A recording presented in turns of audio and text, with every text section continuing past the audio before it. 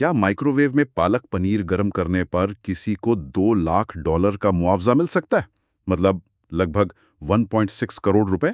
सुनने में तो ये बहुत ही अजीब लगता है। हाँ, लेकिन अमेरिका की यूनिवर्सिटी ऑफ कोलोराडो बोल्डर में 2 भारतीय छात्रों के साथ कुछ ऐसा ही हुआ। आदित्य प्रकाश और उर्मी भट्टाचार्य। और आज हम इसी मामले को थोड़ा गहराई से देखेंगे। ये कहानी एक माइक्रोवेव से शुरू होती है, लेकिन पहचान और संस्कृति के बड़े सवालों तक जाती है। तो इसकी शुरुआत बहुत ही आम तरीके से हुई। आदित्य यूनिवर्सिटी के कॉमन एरिया में अपना लंच गर्म करने गए थे। हाँ, और उनके लंच में था पालक पनीर। तभी यूनिवर्सिटी की एक ब्रिटिश स्टाफ सदस्य ने उन्हें टोक दिया। उन्होंने कहा कि खाने से वो तीखी यानी पंजिट गंध आ रही है। और ऐसे खाने को माइक्रोवेव में गर्म करने की इजाजत नहीं है। यहाँ तक तो शायद ठीक भी था, लेकिन मामला तब बिगड़ा जब आदित्य ने पूछा कि अच्छा कौन सा खाना तीखा माना जाता है। और जो जवाब मिला वहीं इस पूरे मामले की जड़ है। उन्हें कहा गया करी तीखी है लेकिन सैंडविच नहीं। मतलब एक सैंडविच ठीक है और पालक पनीर गलत। ये सिर्फ गंध की बात तो नहीं लग रही। बिल्कुल नहीं।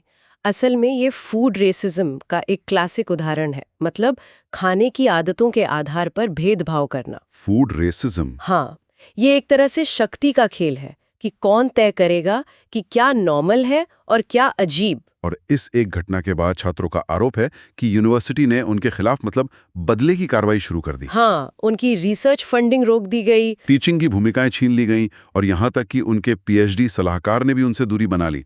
ये तो मतलब करियर तबाह करने जैसा है। और विडंबना देखिए, उर्मी जो एंथ्रोपोलॉजी की छात्रा थीं, उन्होंने अपनी क्लास में आदित्य को कल्चरल रिलेटिविज्म पर बात करने के लिए बुलाया था। कल्चरल रिलेटिविज्म मतलब सांस्कृतिक सापेक्षवाद। हाँ, यही सिद्धांत कहता है कि किसी भी संस्कृति को अच्छा या बुरा नहीं कहना चाहिए, बल्कि उसे उसके अपने संदर्भ में समझना चाहिए। अविश्वसनीय। मतलब जिस यूनिवर्सिटी में ये पढ़ाया जा रहा है उसी के स्टाफ ने एक छात्र के खाने को गलत ठहरा दिया। आदित्य ने उस लेक्चर में बिना किसी का नाम लिए पालक पनीर वाली घटना का जिक्र किया। और फिर आरोप है कि इसके बाद उर्मी को भी निशाना बनाया गया। हमारे सोर्स ये भी बताते हैं कि आदित्य के लिए ये कोई नया अनुभव नहीं था। सही बात है। जब वो इटली में बड़े हो रहे थे तब स्कूल में उन्हें लंच के समय अलग बैठने को कहा जाता था। सिर्फ इसलिए क्योंकि सहपाठियों को उनके भारतीय खाने की महक अजीब लगती थी। ये तो बहुत दुखद है। बिल्कुल। और देखिए खाने का इस्तेमाल कैसे एक समुदाय की पहचान को दबाने के लिए किया जाता है, इसका इतिहास पुराना है। करी शब्द को सिर्फ एक डिश नहीं बल्कि एक अपमानजनक शब्द की तरह इस्तेमाल किया गया है। अच्छा, हाँ, जैसे पूर्व अमेरिकी उपराष्ट्रपति कमला हैरिस के लिए कहा गया था कि अगर वो राष्ट्रपति बनी तो व्हाइट हाउस से करी की महक आएगी। तो इन सब घटनाओं के बाद छात्रों ने यूनिवर्सिटी पर मुकदमा कर दिया। हाँ, भेदभाव और बदले की कार्रवाई का। यूनिवर्सिटी ने $2 लाख में समझौता तो कर लिया, लेकिन अपनी गलती मानने से साफ इनकार कर दिया। और समझौते की शर्तें भी काफी सख्त थीं, जैसा कि मुझे पता चला है। बहुत। छात्रों को उनकी डिग्री तो दे दी गई, लेकिन उन पर हमेशा के लिए उस यूनिवर्सिटी में पढ़ने या काम करने पर प्रतिबंध लगा दिया गया। एक और जरूरी बात है, सोर्स बताते हैं कि खाने को लेकर भेदभाव सिर्फ पश्चिम में नहीं होता। नहीं, बिल्कुल नहीं।